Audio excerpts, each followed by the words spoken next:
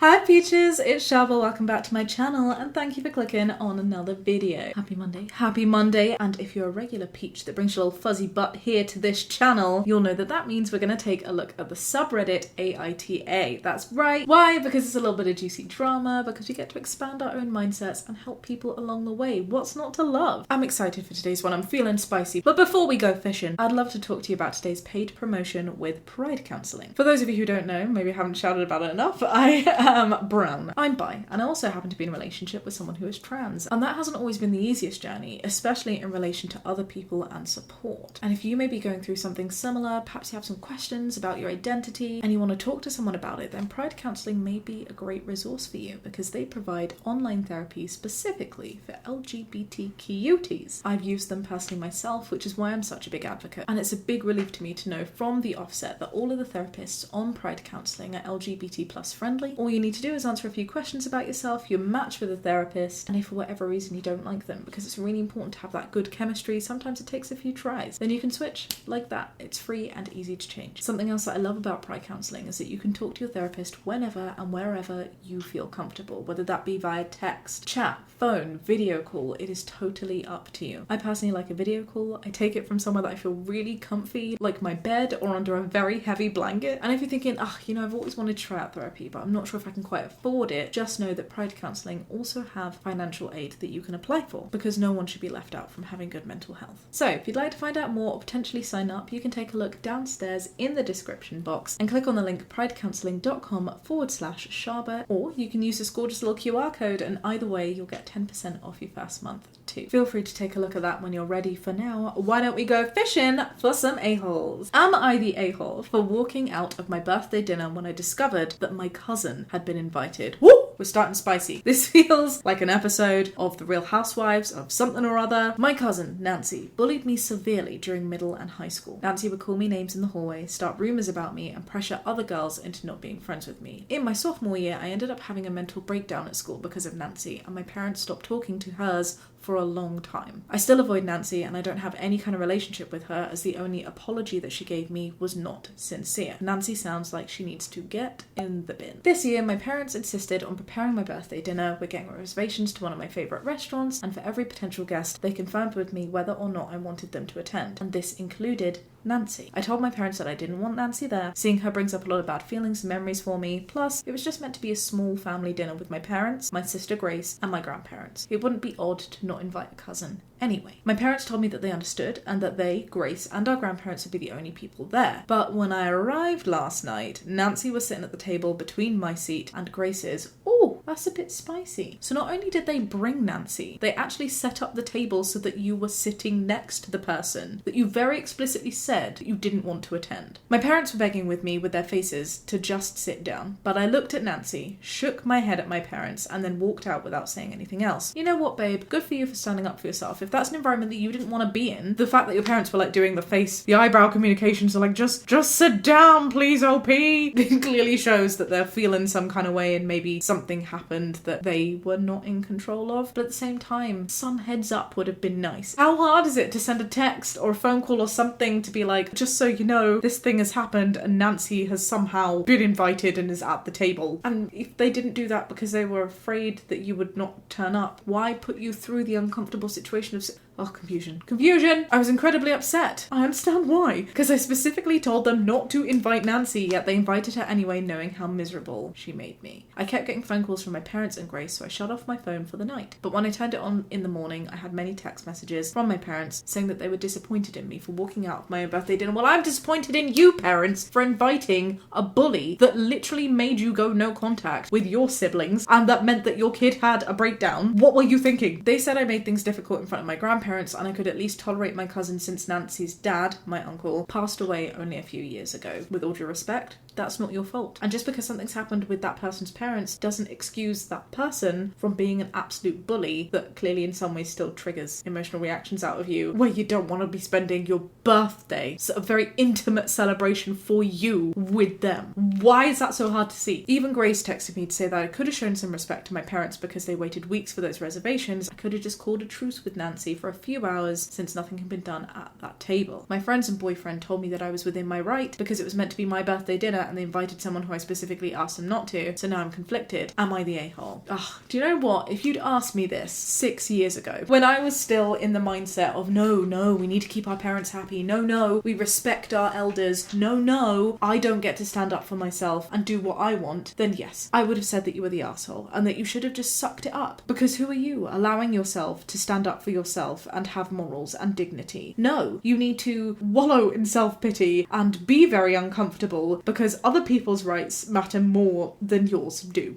How silly does that sound? Can you believe that that was the kind of logic and reasoning that I would have? Oh no, I have to keep other people happy at the detriment of my own comfort. I have to feel very degraded and like I have no dignity and put myself in really awkward situations because this isn't about me. My birthday dinner is not about me. It's total rubbish. You are absolutely not the arsehole. Nancy's a huge bloody arsehole, I'll tell you that. And your parents are also arseholes for not giving you the heads up at the very least. For lying to you, literally going against your wishes and then blindsiding you at your birthday event. And then for trying to reprimand you for it afterwards. No, not in my book. Not the arsehole, but your parents and your sister are. I absolutely hate when family members try to play peacemaker and then act offended when there is no hugfest at the end. Ugh. Big ugh. The parents complaining that OP made things difficult. Psh, she went with the nicest move and walked out. Difficult would have been telling Nancy to get the F out. To be fair, that's absolutely another way that you could have gone, and I would not have put it past myself if I was in a very angry rage to be like, what are you doing here? You are not welcome here. Please leave. And that would have been causing more of a scene, you know? I'm not saying that's what I would have done. I'm not saying it's the right thing to do. I'm not saying it's the wrong thing to do either, though, to be fair.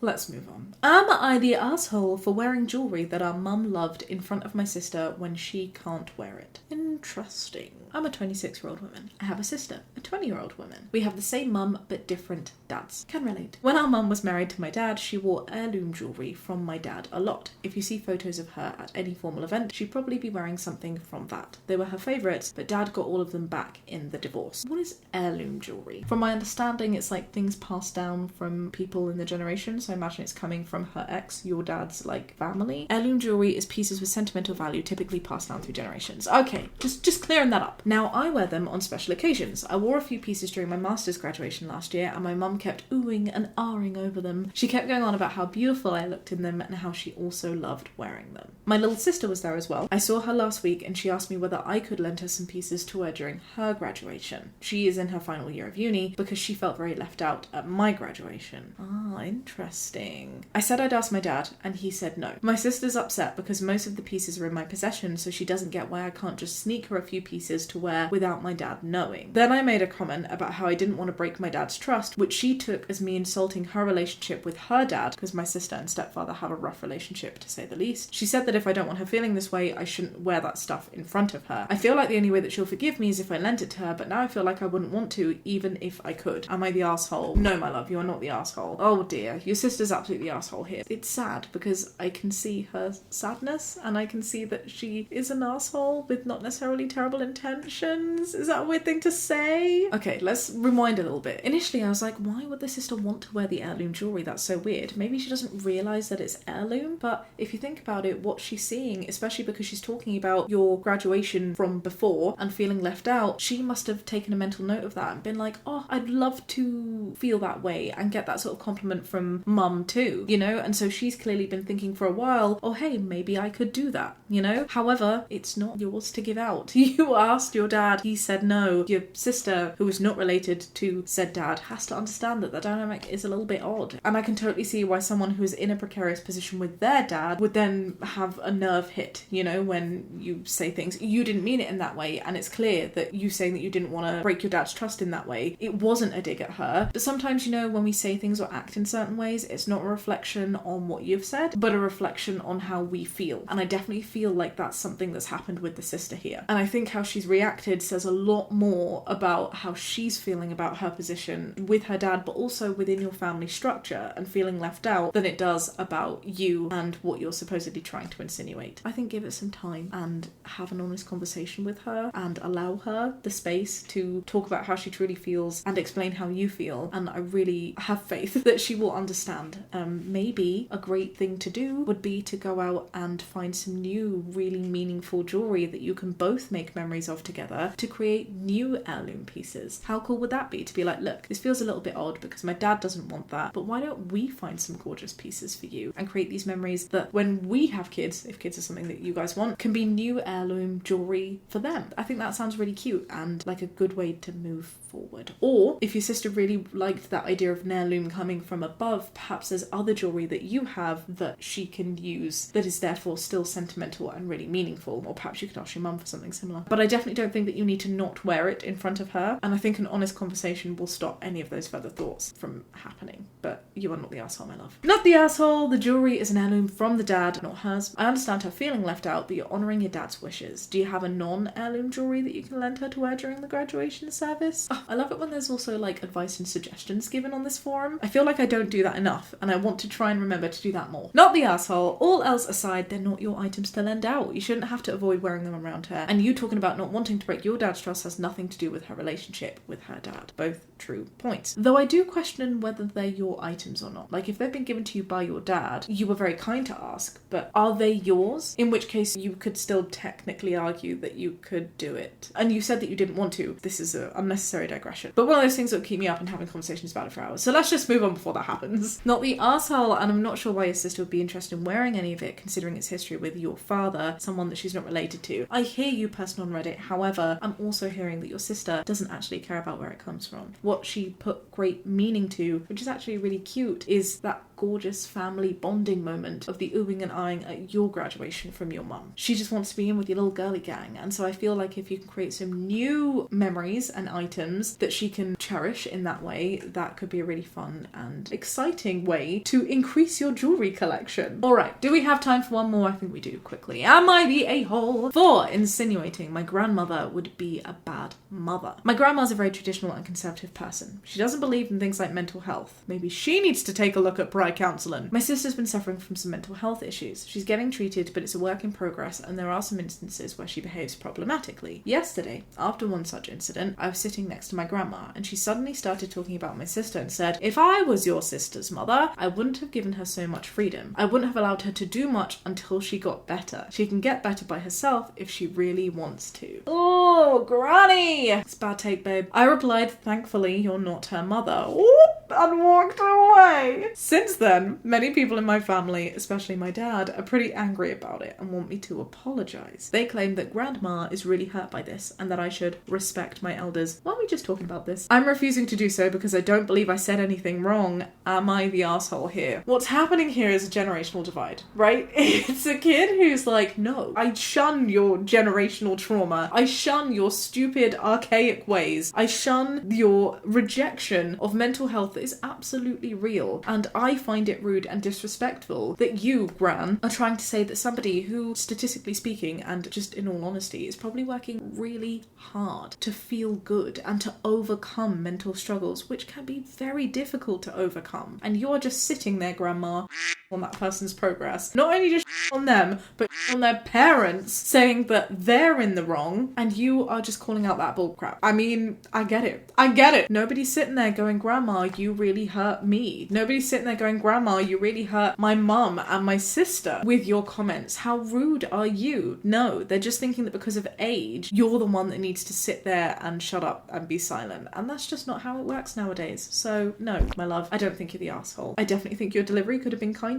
Did you owe kindness though? No, not necessarily. And the reality is that age doesn't excuse behaviour. Not the arsehole. You showed restraint, and frankly it was something your grandma needed to hear. I do agree with this. Is there truth, however, in saying, just to put it out there, that if you had said, you know what, Grandma, that's not a very nice thing to say. Mental health is absolutely a thing, and my mum's been absolutely wonderful to both of us, and this is the right thing to do, and your suggested approach would actually make things a lot worse. Perhaps if you'd said it in that kinder way, maybe she would have not listened at all, but maybe she would have had that as an opportunity to grow. Whereas you being very blunt in the way you did, being like, well, thankfully you weren't her mum, and walking away as like a little mic drop moment, just hurt her feelings and didn't provide as much of an opportunity for her to grow. I see that point of view. I still don't think you're the arsehole. I'm also shocked to hear that the grandma's apparently hurt by this. I thought she didn't believe in mental health. Oh no! Oh, the burn! Where is the pseudocreme? I feel the need to point out that emotions do not equal mental health disorders.